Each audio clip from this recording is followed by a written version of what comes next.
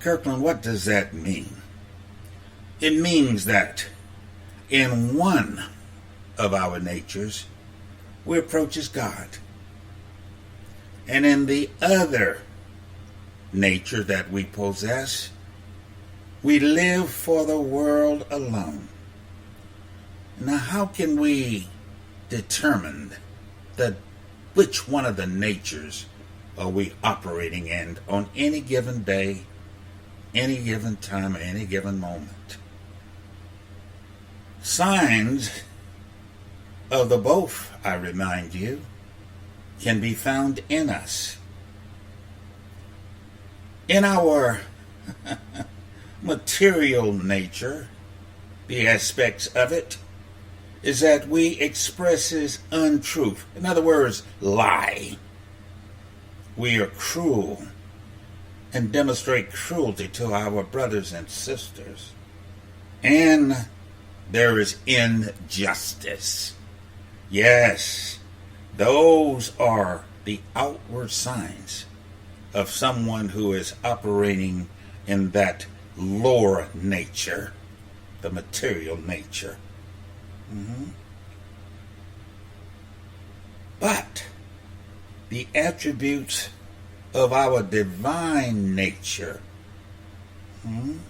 are shown forth in love, mercy, kindness, truth, and justice. So I invite each one of us today, as we commemorate this very important day in Christendom and all other religions, remember, we all know the voice of God, regardless of whatever journey we may take. Be it, if you will, Judaism, Christianity, Islam, Buddhism, Hinduism, New Age, or just being an agnostic. We all have the consciousness of God that we have from birth. We are in the body of our creators. That's a message for another time. But suffice it to say today, we must know and must realize that we have these two natures in us. And all beings, every one of us, expresses our higher nature and or our lower nature. That's human nature. Are you comfortable with that? Human nature is having both of the natures, the higher nature, spiritual nature, divine nature of God, or the lower nature, a nature for materialism, being influenced by Baal, spirit of greed, money, Estara, the spirit of lust, immoralities. We all have them. The question is, which one do we allow to take precedence over our body? Know ye that our bodies are the temple of God?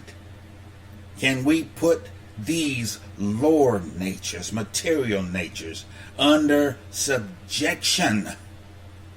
Under subjection.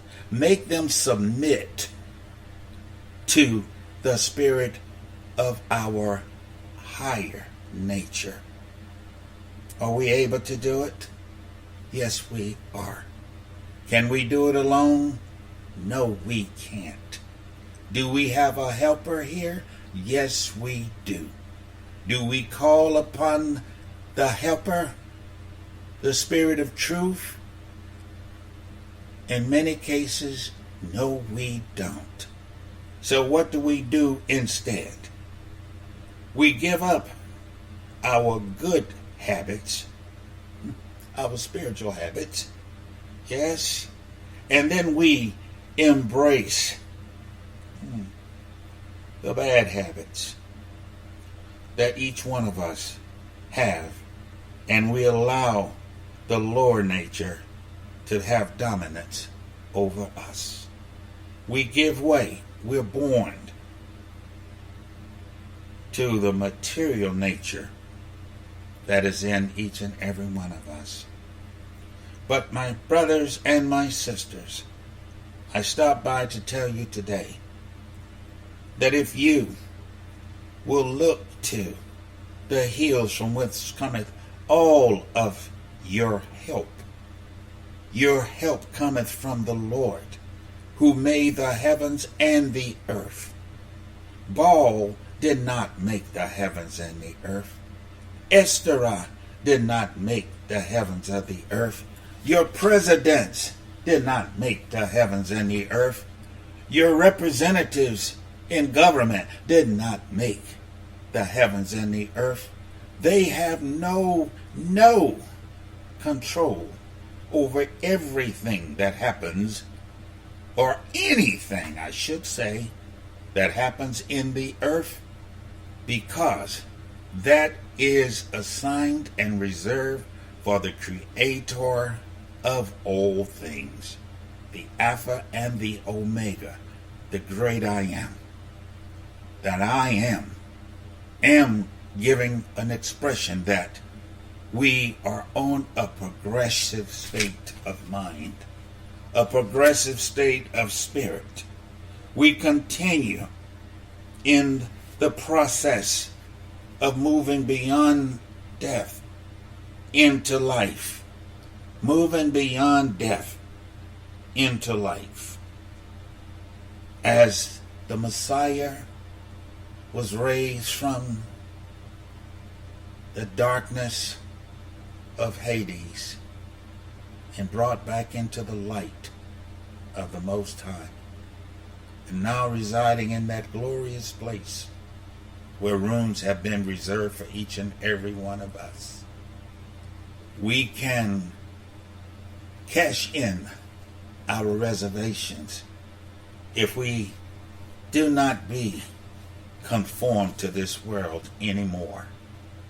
But if we would take today to begin the transforming of our minds as it is in Yeshua, the Christ, if we no longer find ourselves slaves to the greed for money, our cruelty toward our brothers and our sisters, to stop welding injustices upon our brothers and our sisters, then we can come to our Most High and ask for forgiveness, to repent, and call it as it is.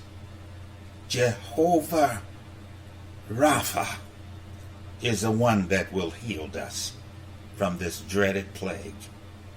Call upon Jehovah Jireh, our provider, and call upon Jehovah Shammah, God who is with us.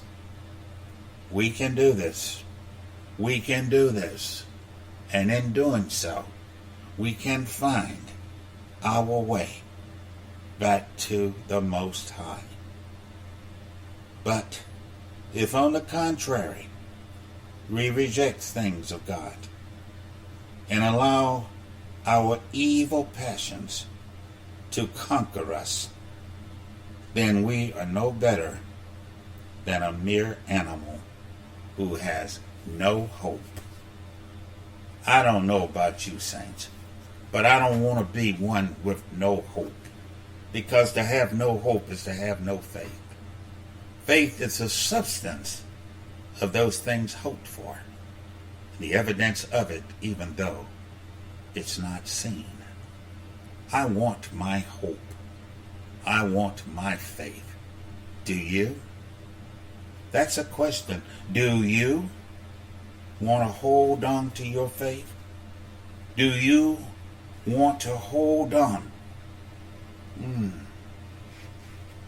Do you want to hold on to know the meaning that the Spirit of all of us, that is to say, our rational soul, after departing from this mortal world, will make progress toward our heavenly home? That's a question. And if you can answer that, yes, I want to see my Father. I'm just a wayfaring stranger, just traveling through this earth, this world of woe, where there's so much sickness, oh my Lord, so much death, so much danger. I'm just traveling through. But I'm traveling through to see my Father. I'm traveling through to see my Savior. And I will not be troubled anymore. You can do this. You must do this if you want to see God. Because only the Spirit, the blood that was shed on Calvary, for whatever belief, whatever dogma, whatever faith you may exercise, that's your prerogative. Because ultimately, every form of religion, worship, will all lead to one God.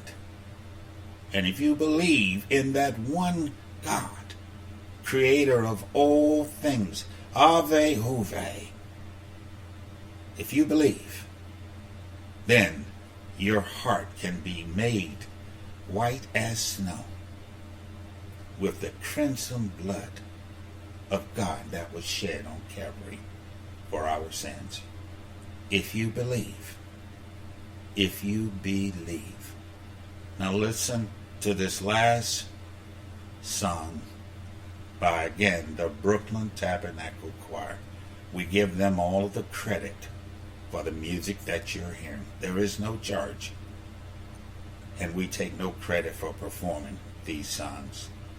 But we want to give thanks for these beautiful songs, for this appropriate message today. Please listen and be prepared to pray.